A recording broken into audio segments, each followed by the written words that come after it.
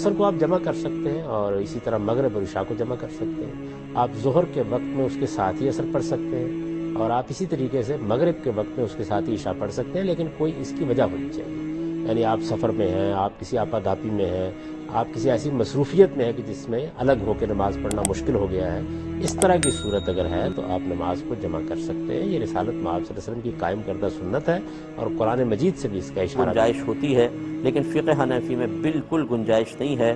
قرآن کا فیصلہ ہے کہ اللہ تبارک و تعالیٰ نے فرض نمازوں کے اوقات مخصوص کیے ہوئے ہیں، اسی طرح نبی کریم صلی اللہ علیہ وسلم کی جانب سے بھی منقول ہے۔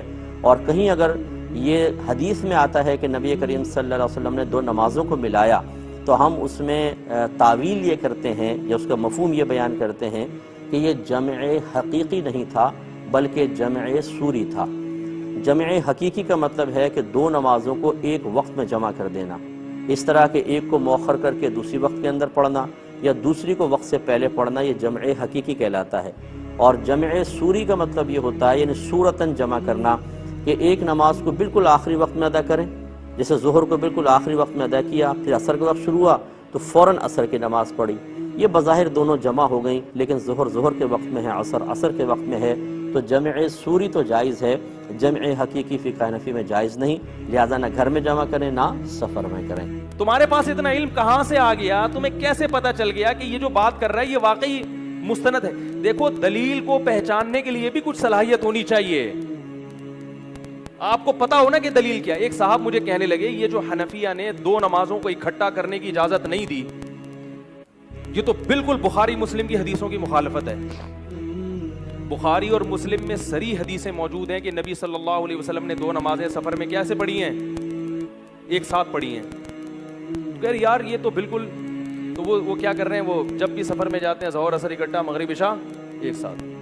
میں نے کہا دیکھو آپ پڑھو دو نمازیں اکٹھی، مگر یہ نہ کہو کہ میری تحقیق ہے، آپ بولو میں امام شافعی کا مقلد ہوں یا امام شافعی کے مسلک کو فالو کرتا ہوں۔ آپ کی تحقیق نہیں ہے۔ کہہ رہے کیوں؟ بخاری مسلم کی صریح حدیثیں ہیں کہ نبی نے دو نمازیں، اس حدیث کے آنے کے بعد میں نہیں مانتا امام شافعی کیا کہتے ہیں۔ میں نے کہا اس کا مطلب امام ابو حنیفہ معاذ اللہ ان کو تو پتہ ہی نہیں تھا حدیثوں کا، آپ زیادہ فنٹر ہو۔ کہہ رہے میں نے کلمہ نبی کا پڑھا ہے۔ میں نے کہا نبی کا کلمہ پڑھا ہے، لیکن نبی کا اس اسٹائل سے کلمہ پڑھنا کہ پوری امت کے بڑے بڑے فقہا سے بدگمان ہو جاؤ، یہ کون سا کلمہ ہے بھائی؟ پھر میں نے اس کو سمجھایا۔ کہہ رہے پھر اس کی میں نے بتایا، میں نے کہا حدیثوں میں خوب اچھی طرح سمجھ لیں، آج کل لوگوں نے شروع کر دیا ہے۔ میرا مقصد آپ کو اس عمل سے روکنا نہیں ہے، میرا مقصد ہے کہ امام ابو حنیفہ معاذ اللہ بے وقوف نہیں تھے۔ آپ زیادہ فنٹر گیری کی کوشش مت کریں، جتنے ہیں اپنی اوقات میں رہیں۔ آپ بولے ہمیں نہیں آتا، مجتہدین نے جو کہہ دیا وہ سراخوں پر، ہم ایک مسلک کو فالو کریں گے، دوسرے کو بھی کیا سمجھیں گے؟ صحیح سمجھیں گے۔ اس طرح سے آپ کر لیں، یہ نہ کہیں کہ میری تحقیق ہے، آپ کی تحقیق ہے ادھوری، ناقص۔ یہ جو امام ابو حنیفہ نے کہا ہے کہ دو نمازیں ایک ساتھ پڑھنے کی اجازت اس طور پہ نہیں ہے کہ ایک نماز کو قضا کر کے دوسری نماز کے وقت میں داخل کر لیں، اس کی اجازت نہیں ہے۔ اس کی دلیل یہ ہے کہ یہ جو حدیثیں ہیں جن میں آتا ہے کہ نبی نے سفر میں دو نمازوں کو جمع کیا ہے، اس میں کہیں بھی صراحتاً یہ نہیں ملتا کہ ایک نماز کو باقاعدہ قضا کر کے دوسرے وقت میں داخل کیا، یا دوسری نماز کو وقت سے پہلے پچھلی نماز کے وقت میں داخل کیا۔ اس میں دو ٹوک اور بے غبار طریقے سے یہ بات کہیں بھی نہیں ہے۔ لہذا امام ابو حنیفہ کہتے ہیں اس سے مراد جمع صوری ہے، صورتاً جمع کیا ہے۔ صورتاً جمع کا کیا مطلب ہے؟ ظہر کو مؤخر کیا، یہاں تک کہ جب عصر کا وقت قریب ہونے کو تھا تو آپ نے ظہر پڑھی اور فوراً ہی عصر کا وقت داخل ہوا، عصر بھی پڑھ لی۔ مغرب کو مؤخر کیا، یہاں تک کہ جب عشاء کا وقت قریب آنے لگا تو مغرب پڑھی، اور پھر جیسے عشاء کا وقت فوراً داخل ہوا ہے اسی وقت، یعنی اتنا اندازہ تھا نا کہ اس وقت تک ہم سلام پھیریں گے، عشاء پڑھی۔ اور اس پر بڑے بلا عذر بھی چھوڑا، اور جو پیچھے لکھا تھا کہ جیسی بھی ہے یہ صحیح نہیں، اس کا ذکر ہی نہیں کیا۔ یہ میں نے آپ کو بتا دیا، ترمذی میں بالکل روایت ضعیف ہے، جمع کرنا حضور سے صحیح۔ مسلم اور دوسری کتاب میں بلا وجہ، نہ بارش تھی، نہ خطرہ تھا، نہ بیمار تھے، سفر بھی نہیں تھا، آرام سے مدینہ میں تھے، 8 رکعتیں ظہر عصر کی اکٹھی کی، مغرب عشاء کی ساتھ اکٹھی کی۔ لوگوں نے ابو ہریرہ رضی اللہ عنہ سے پوچھا، عباس رضی اللہ عنہ سے پوچھا کہ کیوں ایسا کیا؟ تب کوئی وجہ نہیں، فرمایا اسی لیے کہ امت سے تنگی دور ہو جائے۔ اس لیے بلا وجہ بھی اکٹھی کر سکتا ہے، مگر ایسا نہ کرے جیسے لوگوں نے عادت بنا لی ہے کہ نمازیں 3 رہ جائیں۔ خود شیعہ مذہب میں بھی 5 نمازیں ہیں، 5 کے وہی وقت ہیں جو حدیث بتاتے ہیں کہ مثل لگی ہے، باقاعدہ یہی 5 اذانیں ہیں۔ اب شیعہ علماء بھی لکھ رہے ہیں ایران میں بھی کہ لوگوں امام بھی 5 پڑھتے تھے الگ الگ، مگر ایک رسم چل پڑی۔ اب ایک طرف وہ ضدنے ہو گئے چلا گیا پڑھنی نہیں، ایک طرف یہ مولوی ہیں جو کہتے ہیں حرام ہے، کوئی حرام نہیں، بلا وجہ بھی ہم 2 اکٹھی کر لیں، کر سکتے ہیں، مراج نہیں بنانی۔ باتیں ملتی ہے جس میں عبداللہ ابن عباس رضی اللہ عنہ کے کچھ عمل بھی ملتا ہے۔